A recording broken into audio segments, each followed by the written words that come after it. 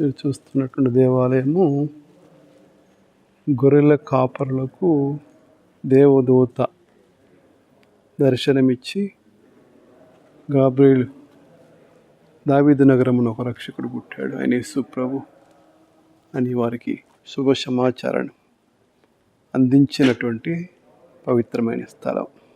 గొర్రెల కాపరులు తమ యొక్క మందను మేపుచుండగా దేవదూత వారికి ఇక్కడ దర్శనమిచ్చి రక్షకునికి వచ్చినటువంటి శుభ సమాచారాన్ని వారికి అందించడం జరిగింది. ఈ ప్రదేశంలోని ఒక దేవాలయాన్ని నిర్మించడం జరిగింది.